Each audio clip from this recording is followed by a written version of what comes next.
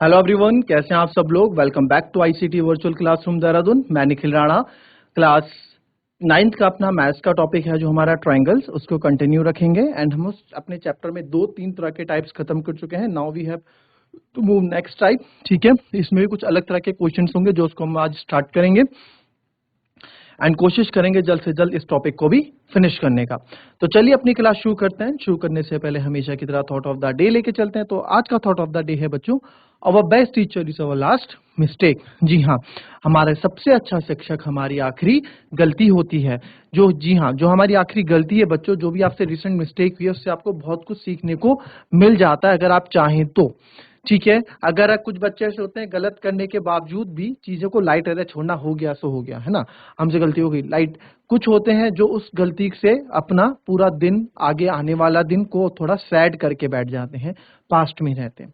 But हमें ऐसे नहीं रहना है। दोनों ही नजरिए गलत हैं। जो हो गया वो तो हो गया, बट जो हमसे गलती हुई है वो क्यों हुई है, हमसे ऐसा क्या हो गया जो हमसे गलती हो गई, जो हमसे मिस्टेक हो गई, तो उस पर हमें वर्क करना चाहिए, उस पर हमें सुधार करना चाहिए, ताकि अगली बार यानी नेक्स्ट टाइम हमसे ये गलती रिपीट ना हो। ठीक है, तो चलिए अपनी क्लास शुरू करेंगे एंड चलेंगे स्मार्ट बोर्ड की तरफ और करते हैं अपनी क्लास को शुरू। तो फिलहाल पहले हम आप ये वाला क्वेश्चन पढ़ेंगे। क्या बोला गया है, एबीसी और DBC are two isosceles triangle. ABC और डीबीसी, एक बड़ा वाला ट्रायंगल, एक छोटे वाला ट्रायंगल। एबीसी और डीबीसी आपके दो आइसोसेलेस ट्रायंगल है on the same base BC. दोनों का जो बेस सेम है, यानी कि एबीसी और डीबीसी एक ही आधार पर बीसी पर दो समद्विबाहु त्रिभुज है। ठीक है, ये तो बात हो गई। और जिनका आधार क्या है, जिनका आधार भी क्या है, सेम है, ये भी लिखा गया है उसमें। ठीक है, फिर vertices A and D R on the same side of BC.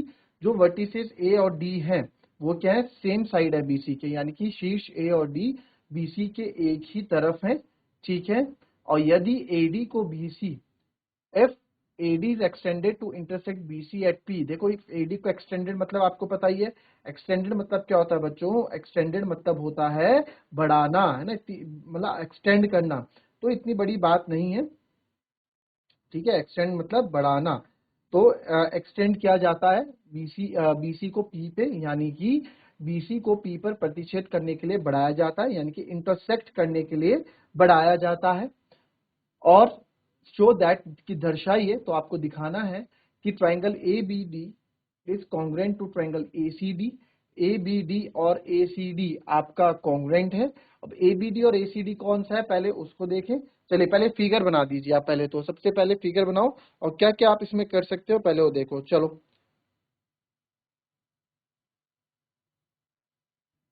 देखिए, पहला क्वेश्चन बहुत ही ज्यादा इजी, मतलब अगर आप देखना चाहेंगे तो काफी इजी है। एबीसी और डीबीसी दो आइसोसेलेस ट्रायंगल है on the same base BC, जिसका बेस सेम बेस बीसी है। तो ए बी और बीसी यानी बेस सेम है, तो ए बी, ठीक है, आप देख पा रहे हो यहाँ ए बी और ए सी, ये और ये आइसोसेलेस ट्रायंगल है तो इक्वल होगा एबीसी। और साथ ही साथ डीबीसी, डीबीसी देखो कहाँ पे बन रहा है, डी बी सी वाला ट्रायंगल, तो ये भी आपका आइसोसेलेस ट्रायंगल है। तो आपने इसको भी क्या कर दिया, इक्वल प्रूफ कर दिया। हमने इसको भी क्या कर दिया, इक्वल प्रूफ कर दिया। तो इसके लिए भी हम दो ये दोनों इक्वल है। ठीक है, फिर बोलता है कि भैया ये हमने AD extended to intersect BC, जो एडी है ना, इस एडी को हमने एक्सटेंड किया बीसी पर, और यहाँ पे बीसी पर जब इंटरसेक्ट, और यहाँ पे बीसी कोई पी पे काट रहा है, इतना इसने बताया। ठीक है, अब बोल रहा है कि ट्रायंगल एबीडी और एसीडी को कॉन्ग्रुएंट प्रूफ करके दिखाओ। तो सबसे पहले ट्रायंगल एबीडी देखूंगा मैं, है कौन सा, ए बी और डी। एक ट्रायंगल ये हो गया। दूसरा ट्रायंगल हम देखेंगे, दूसरा ट्रायंगल है एसीडी, तो ए सी और डी ये हो गया, है ना। तो यहाँ पे देखा आपने कि यार एडी एडी दोनों में आ रहा है, बहुत चीजें हमें यहाँ पे मिली। तो सॉल्यूशन में पहले गिवन हम लिखेंगे, गिवन क्या क्या है। गिवन है हमारे पास AB equals to AC because ABC is an isosceles triangle and DB equals to DC, DB equals to DC ये हमें गिवन है। ठीक है, तो पहला पार्ट हम प्रूफ कर रहे हैं, तो इन दोनों ही ट्रायंगल को हमें लेना पड़ेगा। तो in triangle ABD and triangle ACD, ABD और एसीडी ट्रायंगल हम लेंगे। तो एबीडी और एसीडी में आप देख रहे हो, सबसे पहले AB is equals to AC, है ना, ये दोनों इक्वल हैं। तो एक तो हम ये लिख सकते हैं AB is equals to AC। Reason क्या देंगे सर, गिवन है। फिर आप दूसरा देख सकते हैं, इस ट्रायंगल की ये वाली साइड और इस ट्रायंगल की ये वाली साइड भी इक्वल है, यानी कि हमारा BD इक्वल्स टू CD है। ठीक, तो आप लिख सकते हैं BD इक्वल्स टू CD है, ये भी क्या है, गिवन है। और हम देख पा रहे हैं ये AD जो है दोनों पे कॉमन आ रहा है। तो कॉमन आ रहा है, या तो ऐसे देख लो या आप नाम में देख लो, AD यहाँ पे भी है, AD यहाँ पे भी है। ठीक है, तो दोनों जगह AD है, तो आप AD बराबर AD भी लिख सकते हैं। और ऐसा रीजन क्या देख सकते हैं कि सर ये कॉमन है। तो ये भी साइड है, ये भी साइड है और ये भी साइड है। तो लिख सकते हैं therefore triangle ABD is congruent to triangle ACD by side side side congruency rule। अब दूसरा पार्ट इसको कॉपी कर लो, समझ लो। अब दूसरा पार्ट है, दूसरे पार्ट को ट्राई कीजिए, कैसे कैसे करेंगे आप।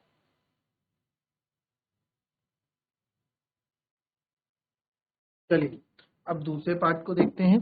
सेकंड पार्ट क्या है हमारा, सेकंड पार्ट पे फोकस करेंगे।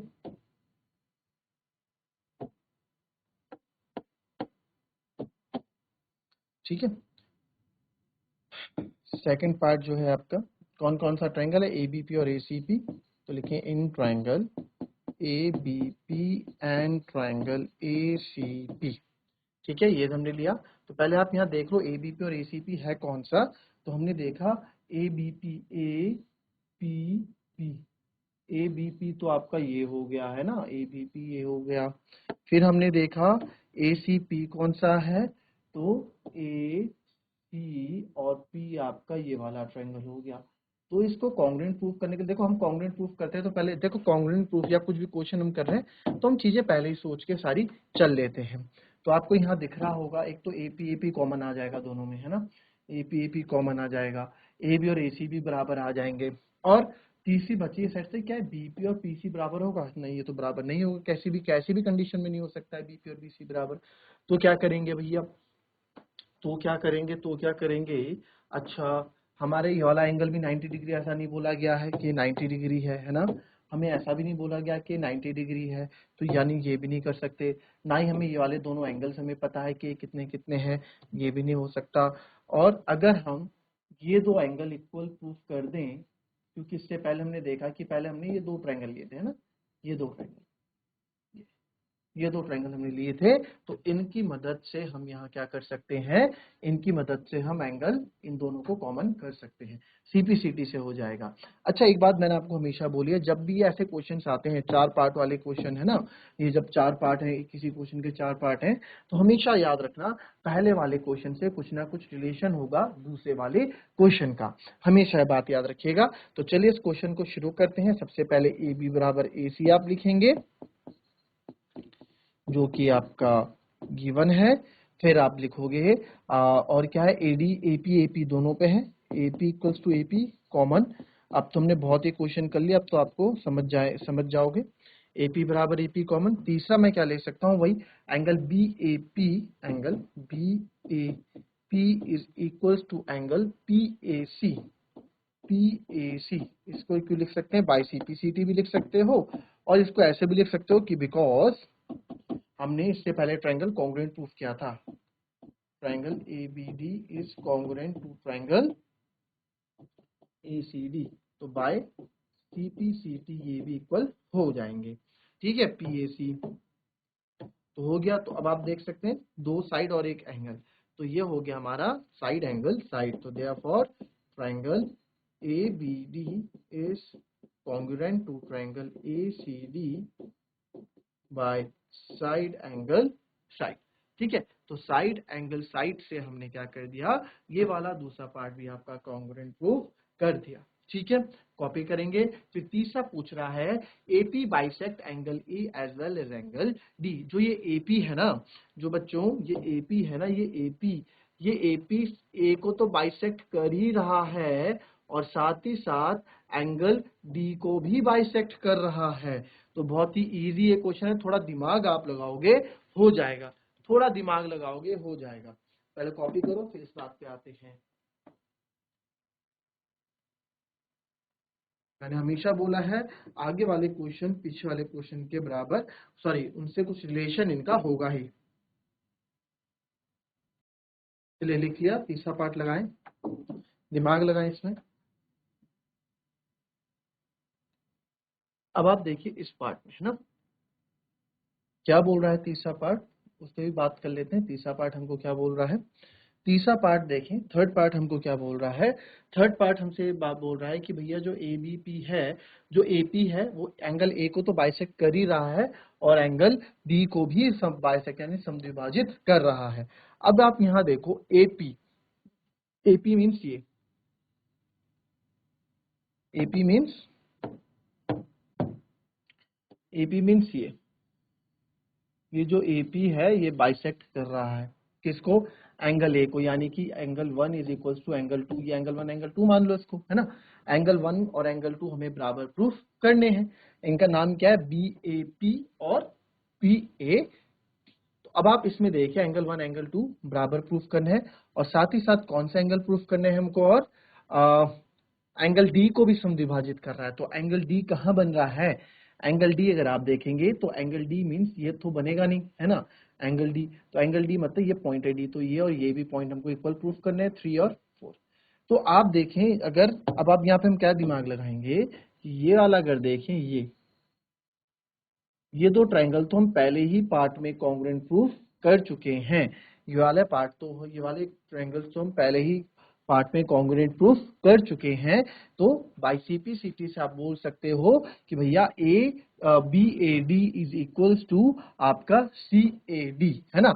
और जब ए डी स्ट्रेट लाइन है, एडी स्ट्रेट लाइन है, इसको हमने आगे एक्सटेंड ही तो क्या है, क्वेश्चन में लिखा है ना एक्सटेंड क्या है, तो एडी लिखो चाहे एपी लिखो, बात एक ही है। तो एपी बाइसेक्ट कर देगा एडी, तो क्योंकि यहाँ पे बीच में क्या है, यहाँ बीच में ये एडी आ रहा है, लाइन ये जो आ रही है यही तो इसको बराबर भागों में बांट रही है ना, इसी कारण तो बराबर भागों में बांटा जा रहा है, तभी तो इसको लिख रहे हैं कि एडी बाइसेक्ट या एपी बाइसेक्ट एंगल ए, या एंगल ए को हम दो भागों में बराबर भागों में बांट रहे हैं।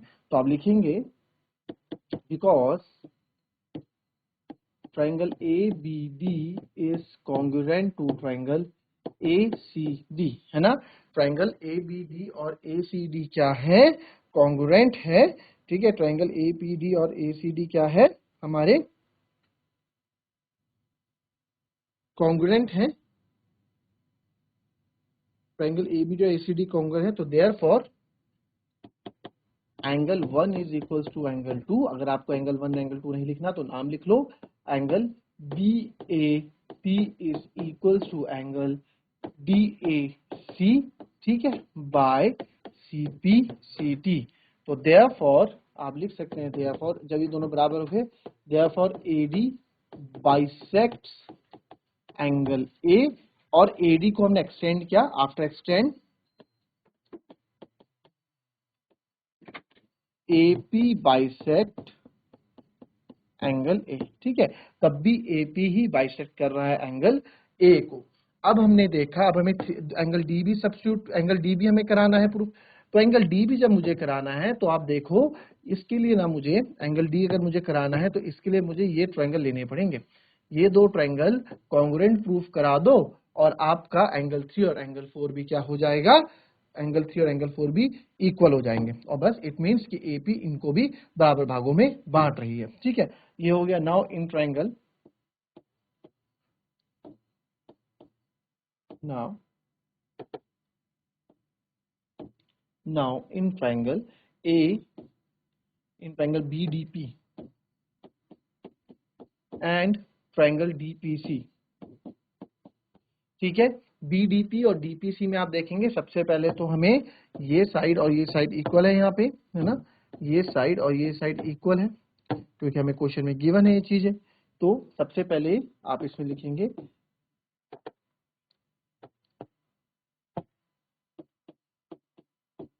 BD इक्वल्स टू DC,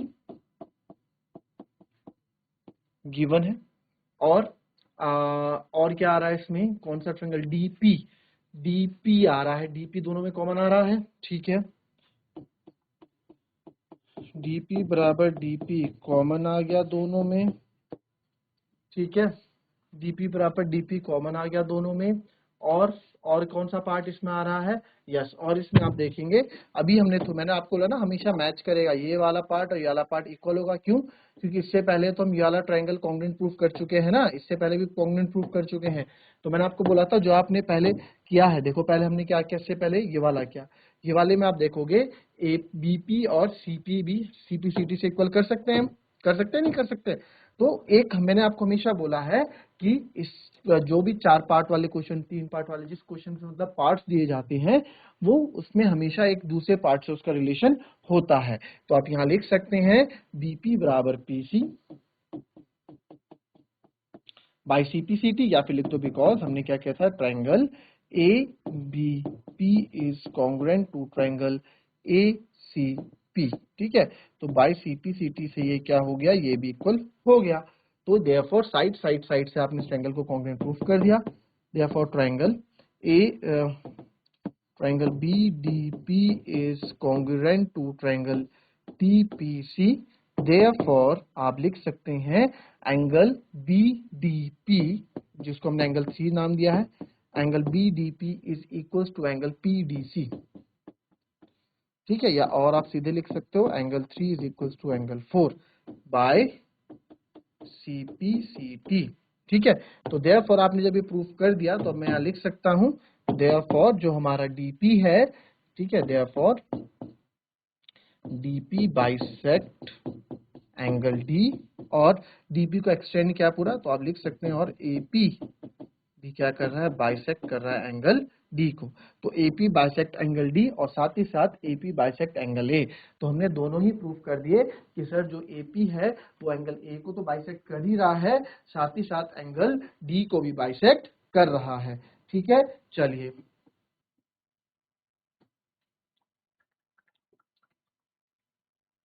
चलिए अब फोर्थ पार्ट देखें। फोर्थ पार्ट में बोला गया है कि भैया आपको क्या करना है, हमें जो है इस एपी को परपेंडिकुलर दिखाना है। परपेंडिकुलर मतलब 90 डिग्री, यानी कि आपको क्या करना है, AP is the perpendicular bisector of BC.